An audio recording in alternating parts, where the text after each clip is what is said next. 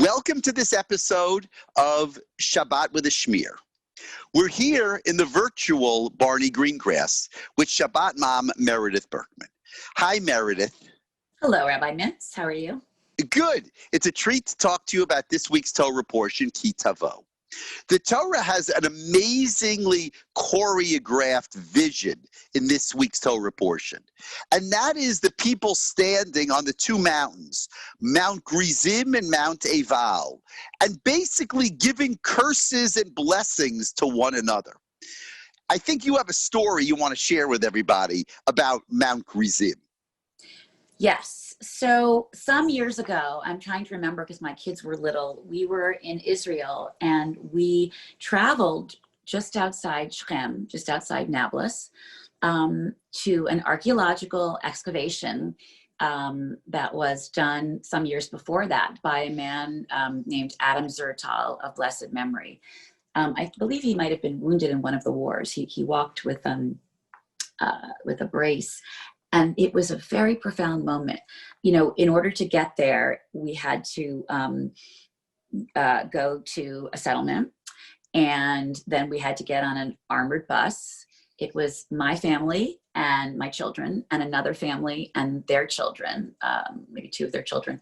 And I think there was maybe another group. I think there was even somebody with a camera and Adam Zertal. And then we got to a certain point where you couldn't go closer to this area with a bus. So we had to walk single file through what really is the biblical desert. And we had to have soldiers in front of us and behind us and on both sides of us. My son still has the beret that one of those young soldiers gave, and we sent them pizza after. But when we approached this site that Zertal had excavated and published about, but that had been left untouched because of where it is, you know, when you think about outside of Nablus. As we got closer, I will never forget, we saw in front of us what I just have to tell you, it so clearly was some kind of altar. I mean, I can't prove to you that this was the altar that was built by the people just before they went in to Canaan.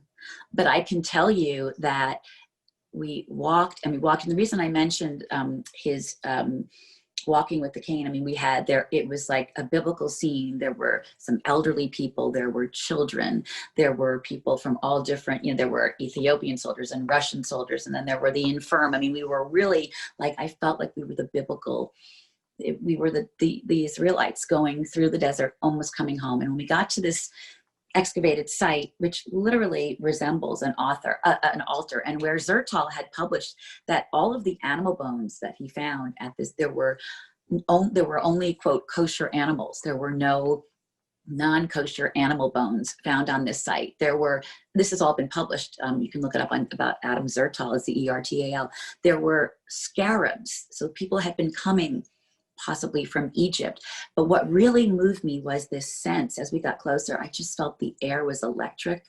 And it's possible that it was my own desire to feel connected to that piece of land.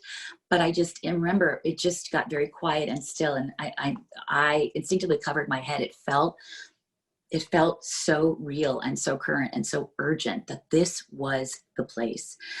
And certainly Adam Zertal, again, of blessed memory, believed it to be, but it's, it really, the notion that, you know, and it was, there we were between these two big mountains.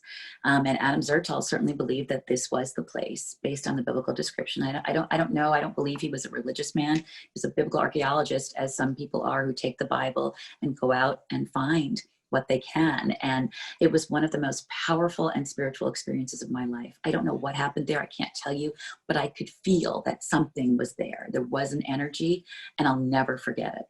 So that's an amazing story, Meredith. And all I can say about that story is that you felt that moment. You felt that religious moment.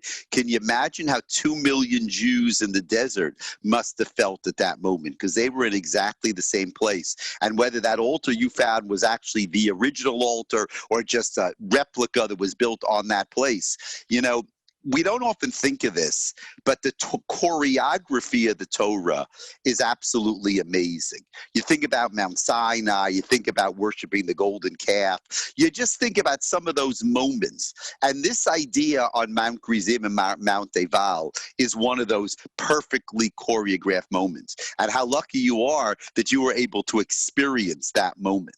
I'll just tell you, we'll just close by saying that in that settlement that's right next to Har Gerizim, actually, my nephew is the mayor of that settlement, Har Bracha, it's called. So it all goes around. So here you go. He wasn't then in those days, but in the last few years, he's become the mayor of that settlement. So it's interesting. He actually lives literally, a stone's throw away from these two mountains. So when they read these on this Shabbat, it must be very, very special for them there. Yeah.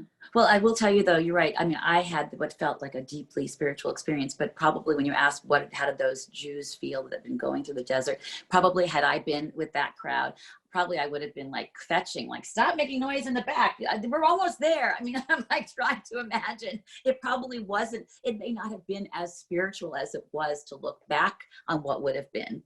Right? There were a bunch of Jews wandering in the desert in the heat with their family and their belongings, and they're schlepping, and people are, so food for thought, but I'll never forget it anyway. So thank you. Fantastic story. Shabbat Shalom and enjoy the Parsha. Shabbat Shalom.